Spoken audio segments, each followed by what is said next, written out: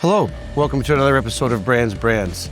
I'm Marc from Alpha Controls. Instrumentation and calibration can be a mouthful. It can become very overwhelming, trying to keep up with all the latest calibration methods and instrumentation to make sure you're keeping up with all the best practices. But don't let the pressure get to you.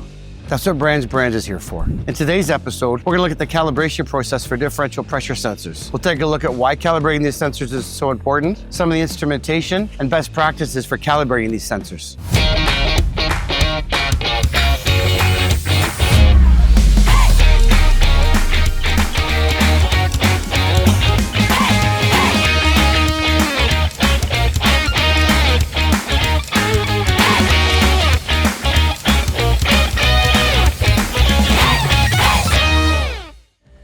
Let's talk about what calibrating a differential pressure sensor looks like. You apply pressure to a sensor, you measure the output, and compare it to a standard. It's really not that difficult. So why is this so important?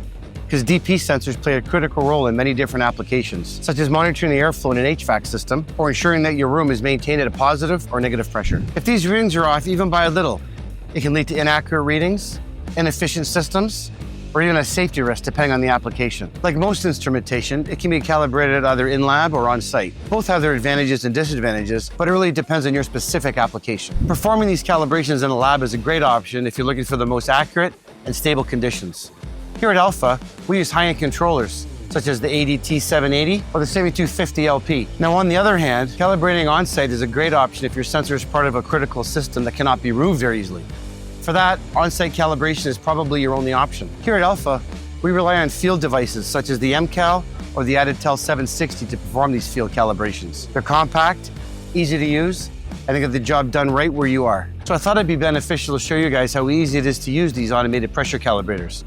For demonstration purposes, I'm going to show you on the Aditel 760 LP connected to a Cetra 264. As you can see, we have the Aditel 760 connected to our 264. This also has loop power, which allows us to power up this 264.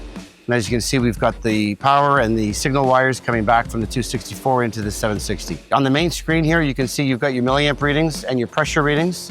I'll show you how quickly it is to get the pressure. Let's go to 2.5 inches of water. See the pressure's climbing as well as the milliamp reading. When the pressure's stable, it'll beep and go green.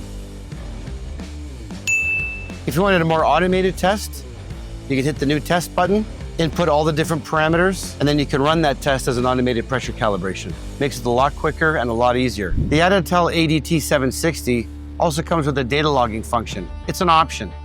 It allows you to store all your results and then download them at a later date. If you'd like to learn more how the Aditel ADT760 can make your life easier, give us a call. I'd be glad to give you a demo. I hope this video relieves some of the pressure you may have been feeling for calibrating differential pressure sensors. Now, all kidding aside, if you found this video helpful, don't forget to give it a thumbs up and hit subscribe so you don't miss any of our upcoming episodes. As your precision partner, we're always here to help. So if you have any questions, just leave them in the comment section below. Thanks for watching, and I'll see you on the next episode of Brands.